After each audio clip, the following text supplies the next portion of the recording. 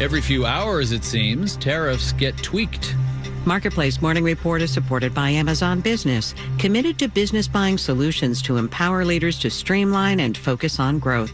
Learn more about smart business buying at amazonbusiness.com. I'm David Brancaccio in Los Angeles. Tech stocks shot upward yesterday after the White House gave at least a temporary reprieve from the highest tariffs on imported smartphones and other consumer electronics.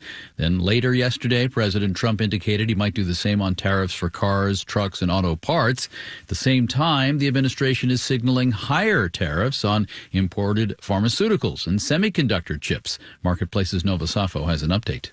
The COVID pandemic exposed weaknesses in the global supply chains for drugs and computer chips. To rectify that, the Biden administration opted for incentives, more carrot than stick. The Bipartisan CHIPS Act spurred more semiconductor plant investments in the U.S. The administration also took steps to boost drug manufacturing. President Trump is taking the stick approach. He previously indicated that pharmaceuticals and computer chips may be next in line for tariffs, and the Commerce Department took a step in that direction yesterday. It posted notices on the Federal Register that it is launching investigations into those imports and their impacts on national security. But imposing additional taxes on drug and chip imports could put further pressure on consumer prices. Right now, the average effective tariff rate in the U.S. is the highest since 1903 at 27%, according to the Yale Budget Lab. The group calculates the average cost is already $4,700 a year for each American household.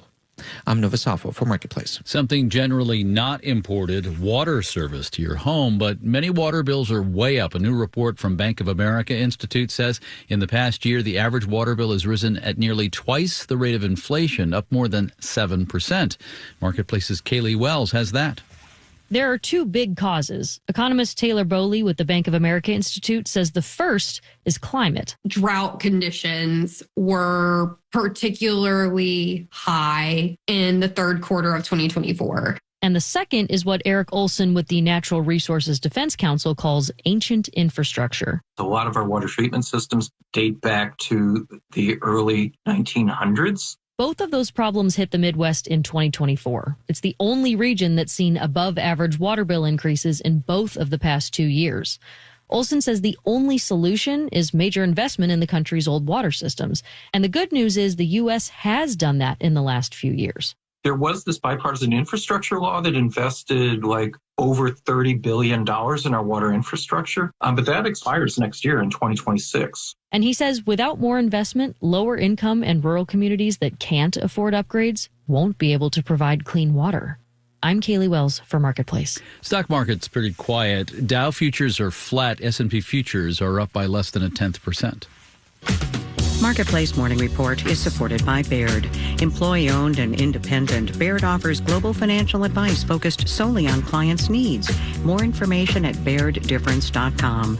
And by Gamma. Gamma uses AI to generate presentations, websites, social media, and documents from a single prompt.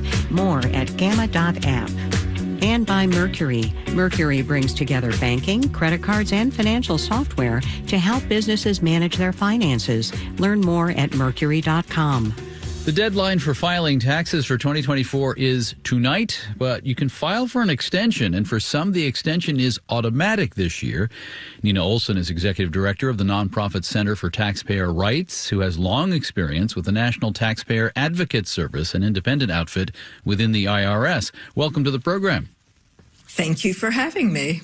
On this matter of extensions, is an automatic extension for people who've been through official disasters, of which there have been many. For instance, the Southern California wildfires. People don't have to file, I think, until October. Well, so this is something that, Congress has created the authorization for the IRS when there's a presidentially declared disaster to extend all sorts of filing dates. And the deadline for one disaster may be different for another, depending on when they concern. So the best thing to do is check with the IRS. Now, Nina, you follow the following very closely. There have been budget cuts and hiring freezes affecting the Internal Revenue Service. Do you think you run into the effects of that if you call in with a question these days? there are many people who file extensions. About 20% of the taxpayers at this point file extensions until October 15th. And others, their refunds are held up in processing because maybe there's been an identity theft that's occurred. So there are 2 returns in the system.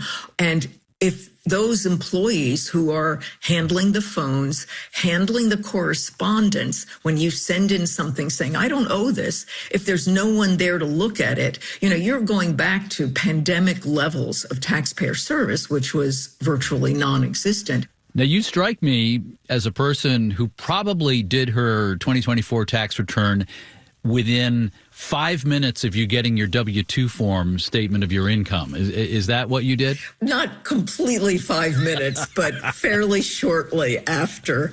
And actually, it went through smoothly and I got a refund. But for lots of people, the IRS has a lot of filters and models to identify questionable refunds because it's always, in its opinion, better to stop the refund from going out than trying to claw back an incorrect refund.